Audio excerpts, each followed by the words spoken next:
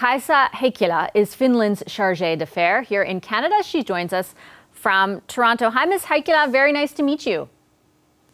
Very nice to meet you too, and thank you for having me. So Russia is already threatening retaliation. Is that expected, and your response? The Russian response is not new to us. This line has been going on for some time, and we are well prepared to the event of possible disinformation and misinformation coming from the Russian side. And in our view, there is no room for spheres of influence in European security by other countries, and each country is independently able to make their own security and policy decisions. When your country is making the sort of risk calculation of joining NATO and weighing it against the threat from Russia, what moves the calculation towards making that application versus retaining neutrality and keeping Russia at bay? Finland is a strong democratic society which is very resilient, and we have a high educated population, a very qualified and well-motivated defense forces, and we are certainly not aiming to attack or be aggressive towards anyone.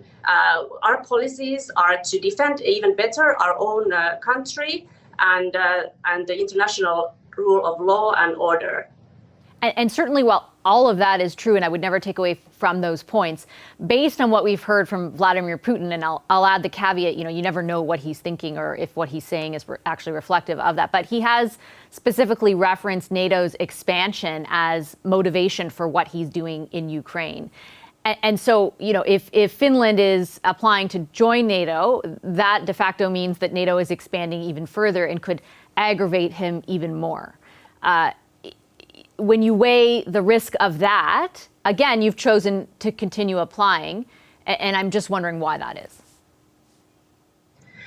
Well, I think it's important to note that it is Russia who attacked Ukraine. Mm-hmm. NATO has not attacked anyone, and certainly not Finland. So I think this is quite clear. And we are strong supporters of the rule of law, and as EU members also firmly committed to the sanctions against Russia and Belarus, and against this completely unacceptable war that Russia is waging in Ukraine. And I have to say that our thoughts are strongly with Ukraine at this moment. It's a very sad day, and we really commend the courage of the Ukrainian people and the Ukrainian leadership. And indeed, President Niinistö spoke with President Zelensky, who also supports Finland's eventual membership should the parliament and the leadership so decide in the imminent future. And from what I've read, there is a large degree of support now in Finland among the population for making this application to join NATO, and that wasn't always the case. Is it what's happened in Ukraine? Is it Russia's aggression and its war on Ukraine that turned the tide of public opinion from your perspective? I think you are absolutely right there.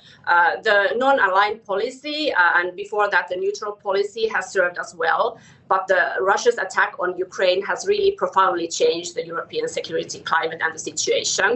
And we are actually seeing a conventional warfare against an independent sovereign country in Europe, which is completely unacceptable. So I believe these are facts that have really changed many Finns' opinion, and the positive opinion towards NATO has grown, in fact, in this 3 months' time from about 30% towards the membership. Now it's well over 70% if you look at the public opinion. Mm-hmm. And also many of our parliamentarians have expressed their positive views in addition to the cabinet and the president and of course the prime minister today and the president and the prime minister's joint statement that they just gave out. Last week, I was watching a press conference here in Ottawa between this country's foreign minister and Sweden's foreign minister. And Melanie Joly here, Minister Joly here expressed Canada's support for Sweden making the application to join NATO, should that happen. And then also talked about supporting sort of an expedited process through which that application would get approved.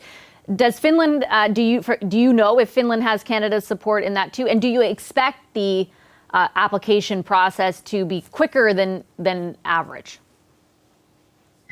We're very pleased to have strong and long-lasting relations with Canada, and our ministers and leadership have discussed several times this important issue. And Minister Joly also visited Finland, where she gave a positive reaction towards this aspiration, should Finland so decide.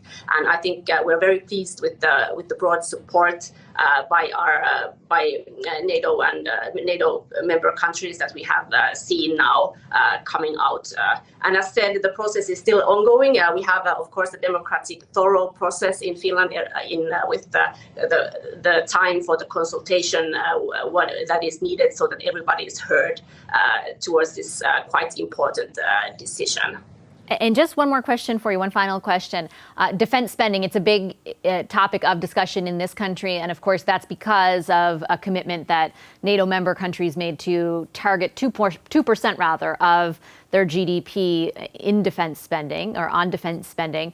Canada is not there yet. The plan in the last budget got us to 1.5%. From my understanding, Finland is at about 1.5% of GDP spending on the military rather. That's the statistic from 2020.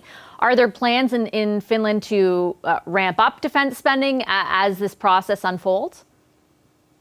Well, indeed, the Finnish defense spending will be closer to 2%, even over that. And we have recently, before the Russian war against Ukraine began, made the decision to acquire F-35s. We already have the F-18s, for instance, so we have quite modern and good equipment and well-trained personnel. So this is an area where we are actually taking pride in, and we will, I believe, very strongly that Finland will be a strong and good ally should the process move forward that way, and certainly well rooted in the respect for human rights and democracy that we so well share with Canada too.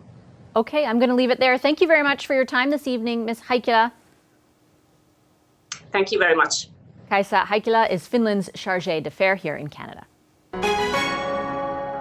Hi, I'm Vashi Capellos, host of Power in Politics. See more of our show by subscribing to the CBC News channel or click the link for another video.